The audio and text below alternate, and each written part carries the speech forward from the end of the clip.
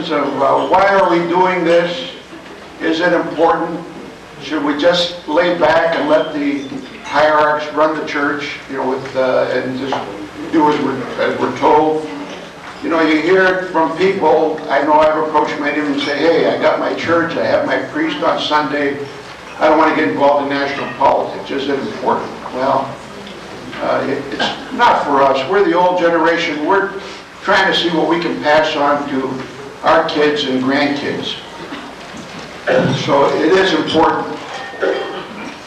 If you want to see the future as to if we continue in the same direction, I can tell you about it now. The future is in the Pittsburgh Diocese, or Metropolis as it's called now.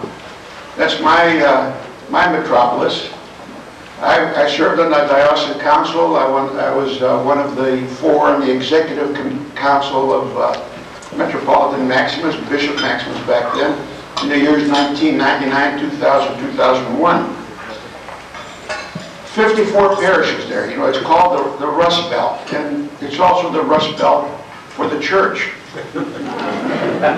Because in accordance with those figures of 1999 and 2000, out of those 54 parishes, 10 of them gave $0 of their commitment. They had, you know, nothing to give. 22 of those parishes, or 40%, gave less than $5,000 per parish. But all these parishes are just a shadow of what they were when we were growing up. I'll talk about my parish, a little town called Farrell, Pennsylvania. It was a steel town. We had between 180, 200 families when I was growing up. It was a vibrant, active little community. It covered the area all around there. Well, today there's barely 20 families supporting that church.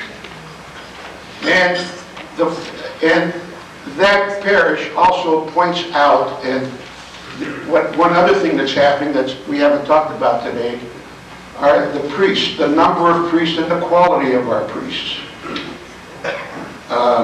I have to laugh when the Archbishop keeps claiming that he has 1,600,000, you hear various numbers, but all in that area, communicants in the church that he rules. If you take the number of parishes, 540 parishes across the country, that's an average of over 3,000 per parish. Yeah. So that's a preposterous number. We know that the number is really closer to 400,000. That's from their own mailing list. That's 1 out of every 4. That number, 1,000,006, pretty well jives with the census figure, which says there's about 1,600,000 people of Greek extraction in this country as the U.S. Census Bureau defines it. But only about 400,000, 1 out of 4. What happened to the other 3? Where have they gone and continue going? What can we do about it? Well, OCL is doing something about it by fiat. I mean, because nobody else is. If somebody else wanted to step in, as some of these other organizations you heard about, be our guest. We invited them when we heard that, you know, there was a rumor that gold may get restarted. We said, hey, come on in. We'll be happy to step out of this. But we're taking 2 routes. One is the legal route, and you've heard about that. The other is the education route. We're sending out this letter, if you heard, to over 100,000 people. The cost of that is $40,000. We are running 2 websites. We are running these forms. These are all at our own expense. But we run ads, and we have other publicity that we're trying to get out. The purpose is to inform the laity, and in particular to inform the delegates that are going to be going to the Clergy Laity Congress.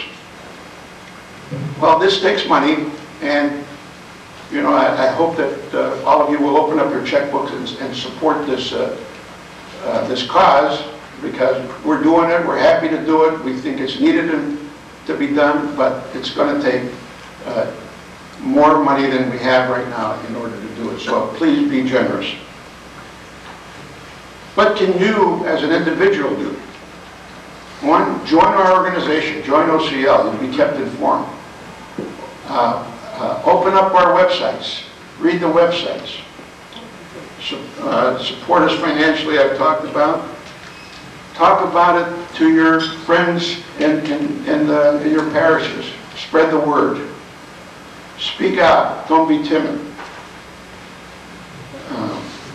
Try to get your parish to pass a resolution using the process of passing a petition where 10% of your people will agree. Everywhere that this has been done, where it hasn't been suppressed by the priest or by the metropolitan, it's been overwhelmingly approved by over 90% of the people that were voting. So there is a degree of high interest. Is it a hapless cause? I don't think it is. You know, we were going through this before the 2002 Clergy Lady Congress. And, you know, we were thinking the same thing, you know, because you hear this, well, people don't know. I talked to so-and-so, they have no clue what's going on. But yet, when we went to the conference, it was amazing to us how many people and even priests stood up and spoke out. And we think it was as a result of our getting the word out. It did get out. So we can do the same thing again. We can get the word out, and we urge all of you to help us in that. Thank you very much.